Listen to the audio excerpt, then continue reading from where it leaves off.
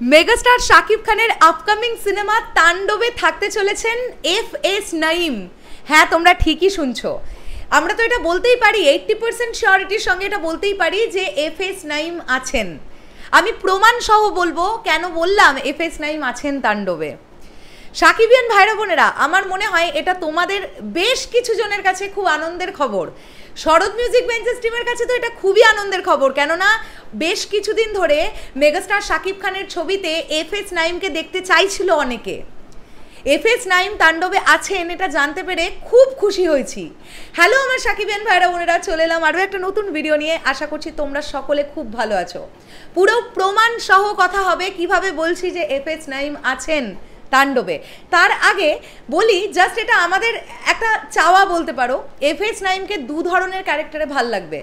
এক তো নয় উনি ভিলেন হলে খুব ভালো লাগবে, মানে মেগাস্টার শাকিব খানের বিপরীতে যদি ওনাকে আমরা ভিলেন হিসেবে দেখতে পাই, অথবা কোনো বড় কোনো পুলিশ অফিসারের চরিত্রে ওনাকে দেখতে খুব ভালো লাগবে।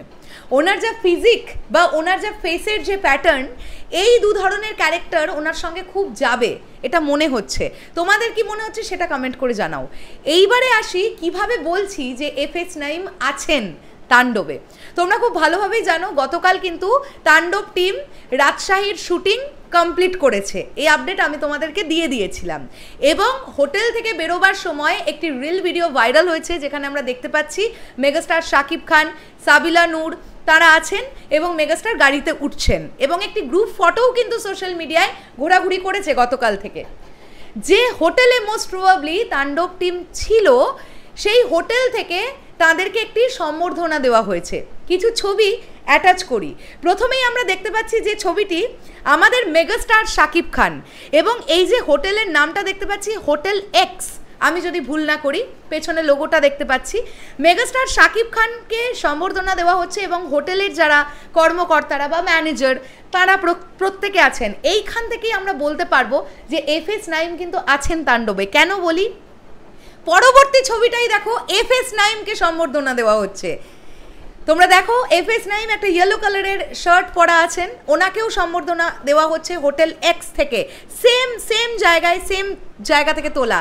তারপরেই আমরা দেখতে পাচ্ছি মুখে মাস্ক পরা জয়া আহসানও তার মানে লাস্ট ডে শুটিংয়ে ছিলেন মোস্ট প্রবাবলি, এবং এই হোটেলে থাকাকালীন তাদের লাস্ট ডেতে এই সম্বর্ধনা দেওয়া হয়েছে। এর পরবর্তীতে আরও কিছু ছবি আমরা দেখতে পাচ্ছি। আবারও ফজলুর রহমান বাবুকে আমরা দেখতে পাচ্ছি, তিনিও আছেন এই ছবিতে। এই ছবিতে আমরা শহীদুজ্জামাল সেলিমকেও দেখতে পাচ্ছি। এবার যে দুটো ছবি অ্যাটাচ করছি, সাকিবিয়ান ভাইরা বোনেরা, তোমাদের কাছে একটা প্রশ্ন রাখবো, প্লিজ আমাদেরকে জানিও। এই দুজন অভিনেতাকে আমরা চিনি, কিন্তু ওনাদের নামটা আমরা মনে করতে পারছি না। অত্যন্ত দুর্ভাগ্যের সঙ্গে এটা জানাচ্ছি যে আমাদের দুর্ভাগ্য এটা। এই যে ভদ্রলোককে দেখতে পাওয়া যাচ্ছে, এনার নাম কি? এবং এই যে তারপরেই একটু বড় চুল যে ভদ্রলোককে দেখতে পাওয়া যাচ্ছে, তার নাম কি? এই দুজনের নাম কি একটুখানি তোমরা কমেন্ট করে আমাদেরকে জানাবে, তাহলে খুব ভালো লাগবে। আর অনিক ভাই সাকিবিয়ান অনিক ভাইয়ের তরফ থেকে তার করা পোস্ট থেকে এই ছবিগুলো আমি পেলাম। So thank you so much Anik ভাই, এই বিষয়গুলো আমাদের সামনে আনার জন্য। একই জায়গায় যেখানে মেগাস্টার শাকিব খান, জয়া আহসান, শহীদুজ্জামাল সেলিম তাদেরকে আমরা দেখতে পাচ্ছি, তাহলে এটা বুঝতে আমাদের কোনো অসুবিধেই নেই যে এই টিমটি কিন্তু তাণ্ডব টিম।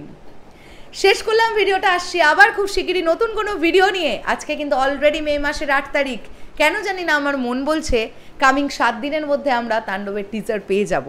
দেখা যাক আমার ধারণা সঠিক হয় কিনা। শেষ করলাম ভিডিওটা, আসছি আবার খুব শিগগিরই। তাহলে এখনের জন্যে টাটা।